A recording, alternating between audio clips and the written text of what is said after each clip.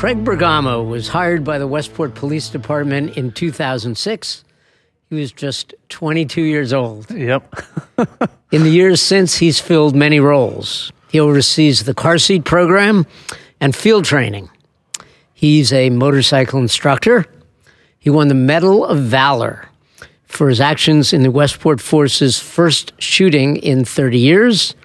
He also earned a Community Service Award for his fundraising with LivFree, a pediatric cancer support group. But Craig is here today to talk about one other hat that he wears. He's the president of Westport PAL, the Police Athletic League.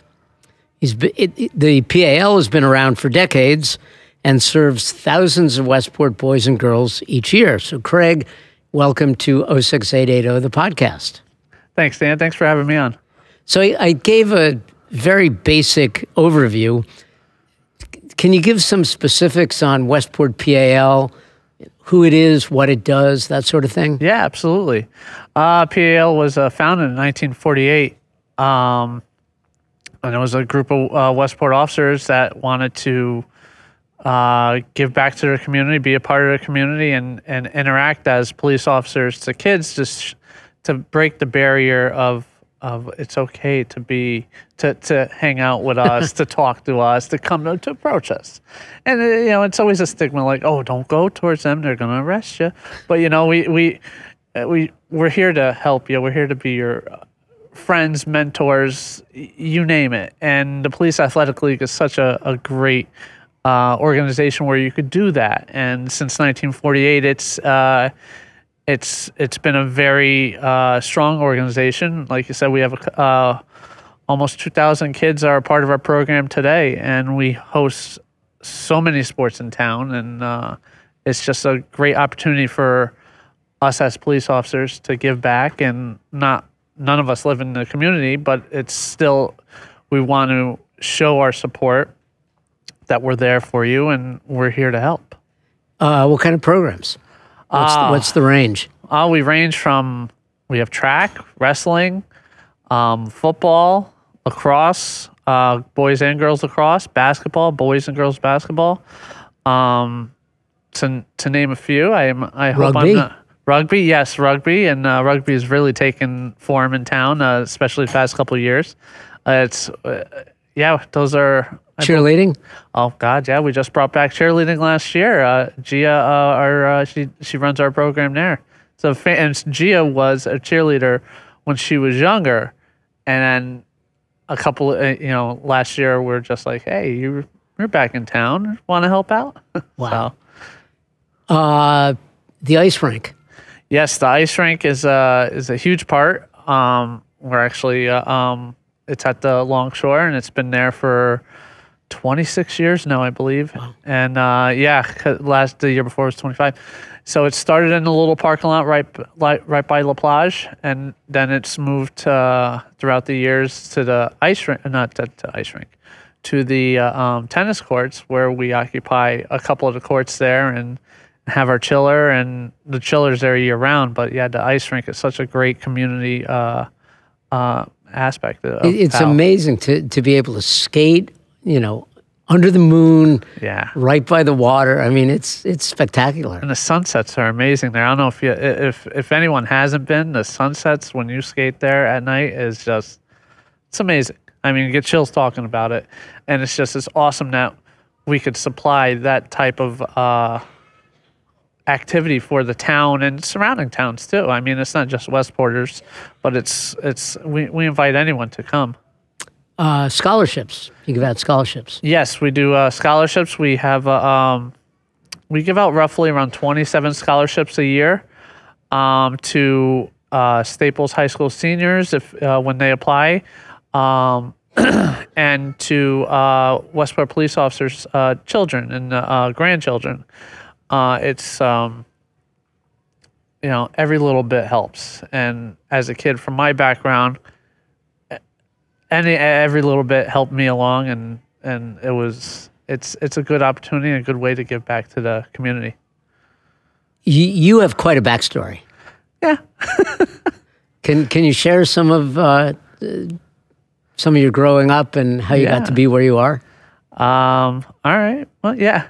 So growing up was pretty hard for me. We never lived in a place more than 3 years. We're in and out of homeless shelters growing up, motels.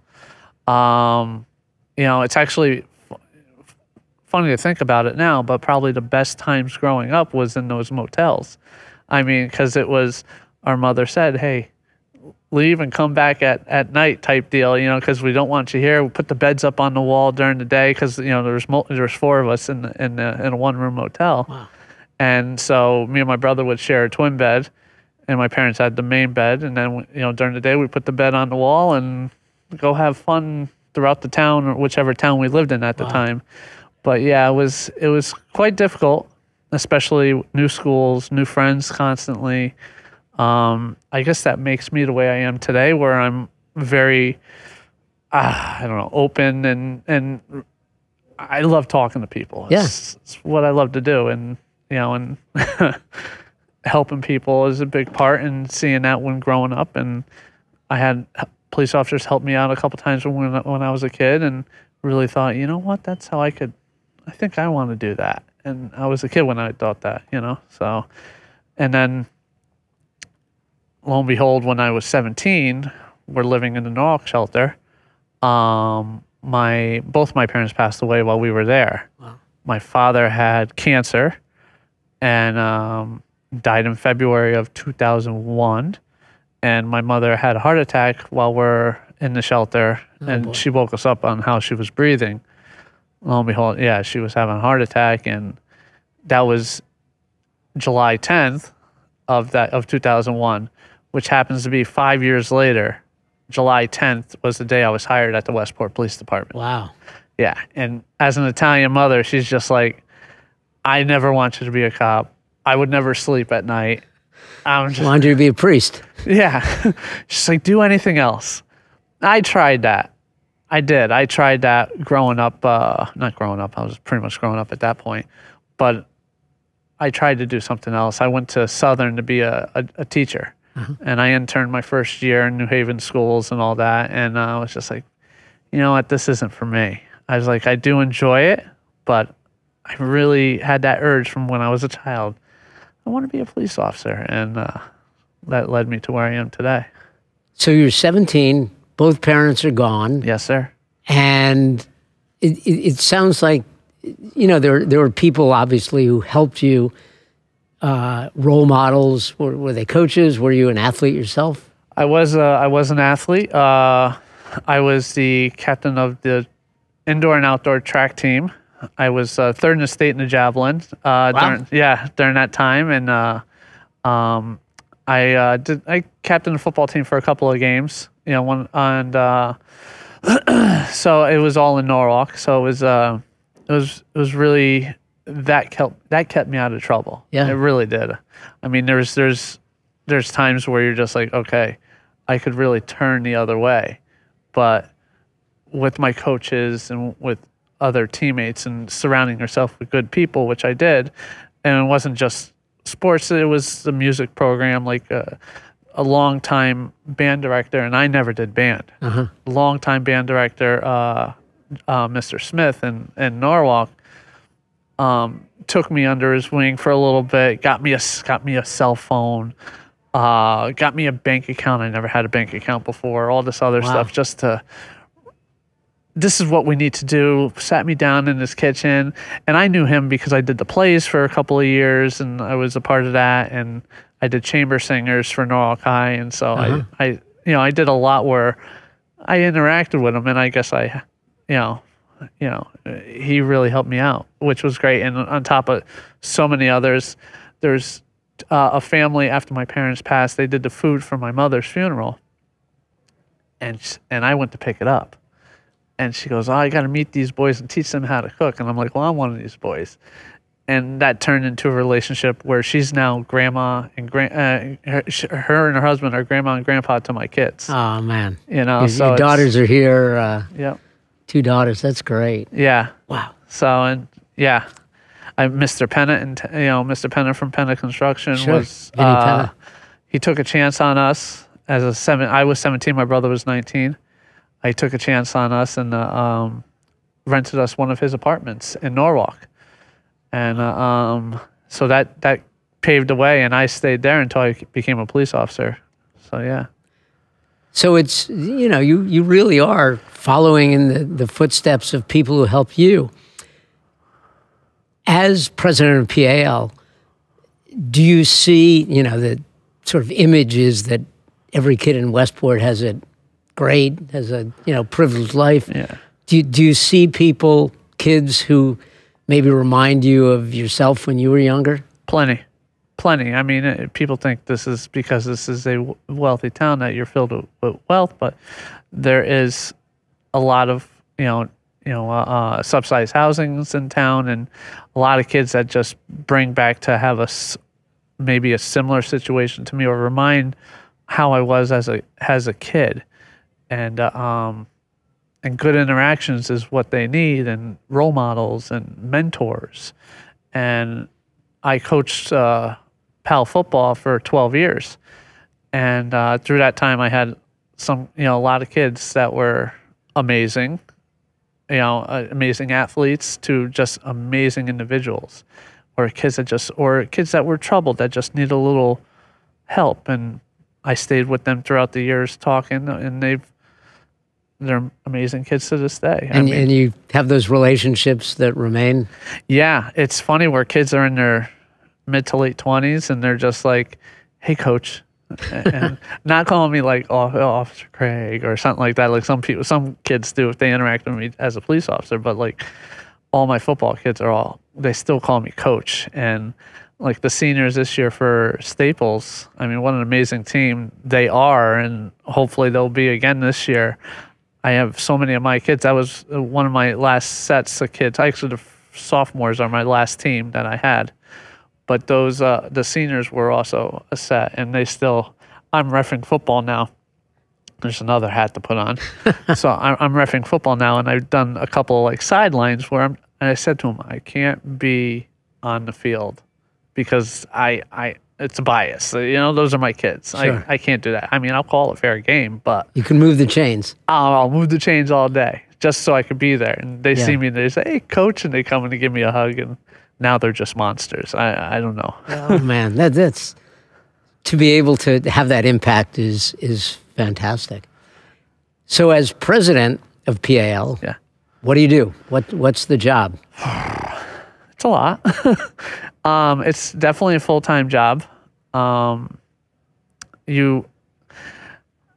put my heart and soul into it because I want to see it do well, and we're different than other police athletic leagues in the sense of we don't take federal funding. Most, I'm not going to say all, but most rely on the federal fundings to supply their programs. And they're normally like inner city programs and everything like that where they don't have the donations or anything. We solely support ourselves, which is without any funding from anybody.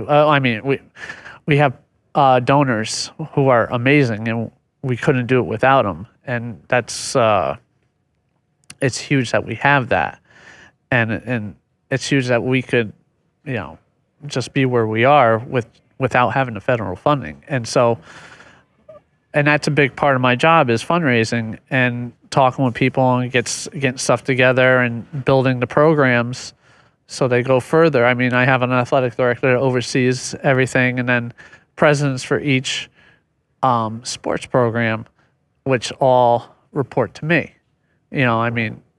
All the coaches and everything like that, they report to presidents to the athletic director. It's chain of command, almost like a police department. And so that's with that aspect, and the fundraising is constant because we have a lot of stuff going on. So what's the annual budget? It depends on what you want to sure to look at, but it's a couple $100,000, So. And some of that money comes from fireworks, right? Yes, a good portion of our operations budget comes from the fireworks, and Melissa and Doug Bernstein for years have been supporting us, and we are so thankful for them year after year. They've been a part of it, paying for the firework aspect. And so they pay for the fireworks, and we, pay for the barge and all the other stuff that goes apart with this event. And then the town is graciously enough to lend us the Campo Beach for the night. And that's why, if people always ask, oh, why did we do it in June? Why can't we have it on the actual day or the day before? Well, we can't have it on the day before, but we have to have a hard stop there because the town says we can't have it on the weekend and we can't do it on the actual date. Sure. So that's why we have it on the dates that we have it. Like this past year was a Thursday, Friday, the 29th and 30th of June. So that's how it rolls, because each day the barge costs us $24,000. So we need to make a profit on this, and we only could sell a certain amount of tickets for the Campo Beach. So I think it's 1,800 tickets is all we could sell, and that's how we make our money. And people say, "Why do I have to pay?" And it's the best day of the year. Yeah. It's great entertainment. People have a wonderful time, and they're helping kids. Yeah, and every dime of it goes back to the kids. It's none of us. This is all volunteer work for us. None of us gets paid except for the non-parent coaches. Mm-hmm. They're the only ones that get a stipend. Everybody else, a part of this organization, is volunteer. So, and at times like today, it's tough. So what's, as you look at all the different programs, what's the state of youth sports today? Are you, are you positive? Is it? Oh yeah. What works? All of them. Uh-huh. I mean, in so many ways, all of them. It's just everybody is so much. They're trying to get their kids involved in everything, which is amazing. And because of that, we have multiple kids that play multiple sports and everything like that. So our numbers have never been better. I mean, you also have more people in town than we've ever had, more kids in town, and it's such an amazing town with great parks. And as you see, kids rolling through here, going to some kid event at the library here. It's amazing. So there's so much for people here, and we just love that we could give the kids the opportunity to. Are the young families that are moving here, are they involved as volunteers, or are their kids getting into the programs and the parents helping out? Oh yeah. No, and that's what keeps us going is that constant flow of the rotation of, the kids are getting older and they're graduating, they're going to high school, and then that's when we lose the parents, or sometimes some of them stick around, which we are so grateful for them. We got a couple of football coaches that do that. I'm not sure about some of the other sports. I've been involved a lot with football, so that's why I know that. But yeah, we keep getting a rotation, and the new families comes with new volunteers and new ideas, and which helps bring us into the future. Any sports you would like to add, or any activities that? I think we're good right now. If someone has ideas on something to get going, to bring more kids involved, and I'm all for it. Sure. I mean, there was a cool thing growing up where we did like BMXing, bike riding, stuff. I'm just saying. Esports. Huh? Esports. Yeah, it was awesome. I mean, there used to be other clubs a part of, I think, is it Kings Highway or Saugatuck Elementary has a shooting range in the basement. Yep. Which there was a shooting club for that PAL did back in the day, and it's just rotation of times. There could be something else that we could do that just brings another club in. Look, rugby is our newest sport. Very popular, right? Amazingly popular, and it's such an awesome sport, which I never really knew. I had a kid that we played with at Norwalk High. He came from, I think he came from Haiti. and he was just a big guy and just raw talent. And he's just like, "Oh, I played rugby." And I was just like, "Really?" Big dude. Oh, that is great. Yeah. What keeps you up at night? Are we making enough money? That does it a lot. Making sure that the programs flourish and we don't really have anything negative really bothers me, because I want everything to be good, and I know it can't always be that way. It's just how it is. But that keeps me up at night. Yeah. So the police in Police Athletic League, are there other officers involved? What's the connection to the Westport Police Department? There's others involved. Less than what it used to be, because it's the constant.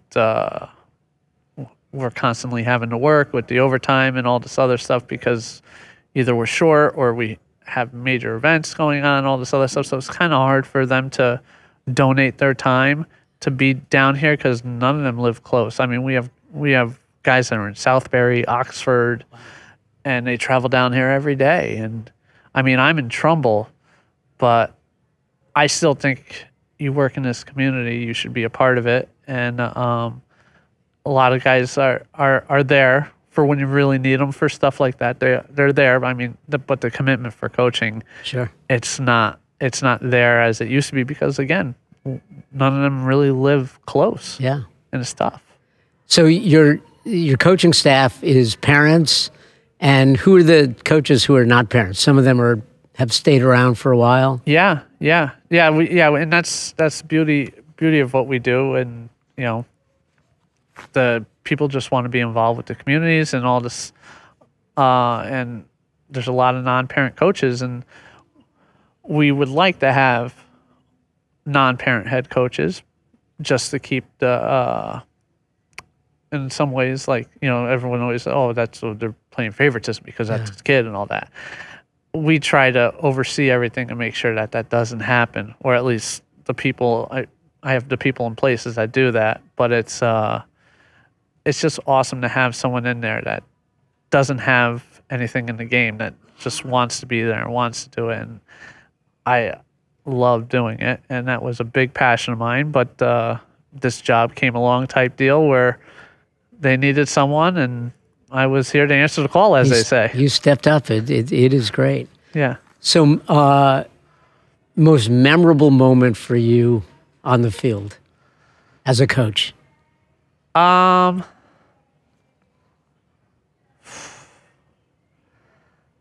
It was silly, but we had like we had two teams for one grade one year, and we played the other team. And we always just like, oh, we're better, we're better than you, all this other stuff. And then we're just like, okay, we played each other, and it was in the playoffs too. And it came down to literally the last second. And I did a little trickery play. I called a little trickery play, and we scored to win the game. It was like the Super Bowl. I mean, kids jumping on each other and everything like that. It was amazing to see. And amazing to be a part of, you know, even though it's not the championship, which we lost probably the next week, but doesn't matter. It's the championship of Westport. Yeah. And in any memories as PAL president that stand out? Nothing as of yet. I mean, it's just awesome to interact with the kids when they get older and have them call you coach and maybe ask for advice sometimes. That's always something that I've wanted to happen, and it did. And there's been several over the years, and it's just so, I don't know, fulfilling that when that happens. Sure. You've got a fundraiser coming up, right? You introduced that last year, a fundraising gala. Yep, we have a fundraising gala. So we're rebuilding the PAL clubhouse. That's at PJ Romano. At PJ Romano at the Saugatuck Elementary there, at where our field is, and it was the old locker room for the high school back in the day. So it was built in the 20s, I believe, and it's just 1920s, not the 2020s. Right, exactly. The 1920s. So it's beyond repair in a lot of ways, and it doesn't fit our needs at the time, at this apparent time. And we think in the future, we feel we're just going to get bigger. I hope we do. Yeah.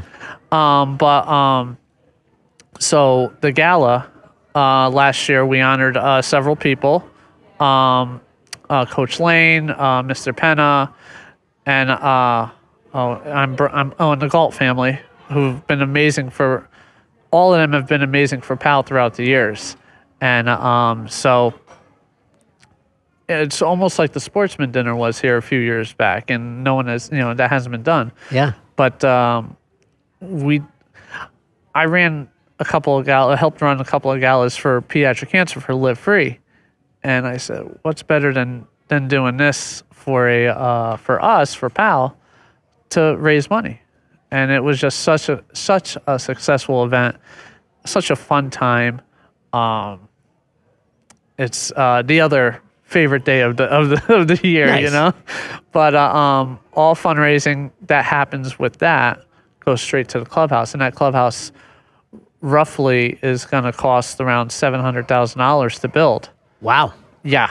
It's like a Westport home. Yeah. So, I mean, we're looking, we think we're going to get a lot of donations from either local builders and some other suppliers and other things, and we hope for more. And from people, we're, hoping that other people will hear about it and want to donate or come to the event and donate.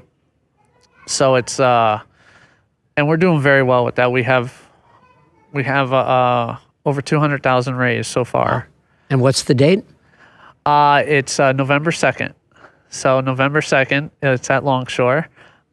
Tickets go on sale at the end of this. We're still in July, right?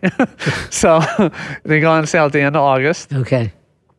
And we hope to have. Last year we had about 320. We want to do the same. Nice. Maybe minus it a little bit so we can have more of a dance floor. Have an amazing DJ from New York City that's coming down.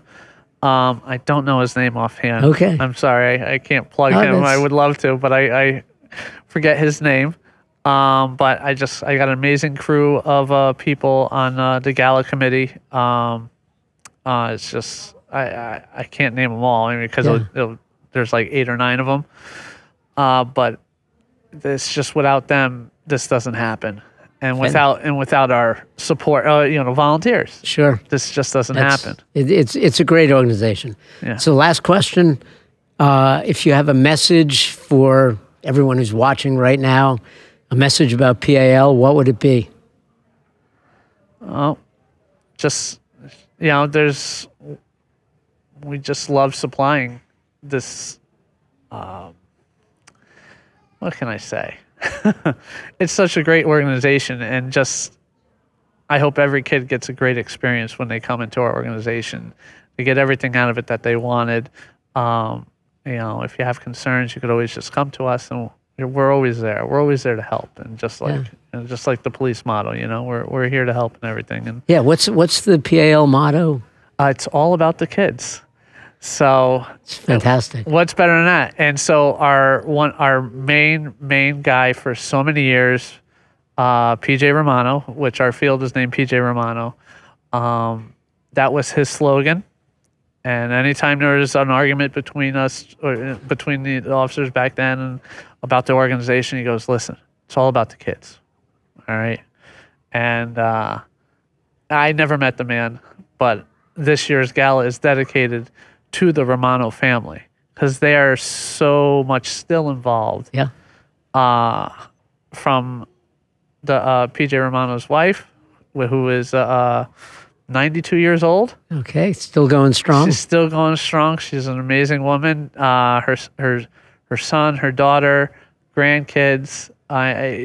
It's you can't ask for a better family, and especially family to honor. Sure. At this event, so it's we do have to say just one thing, that the golf tournament is September 18th. Okay.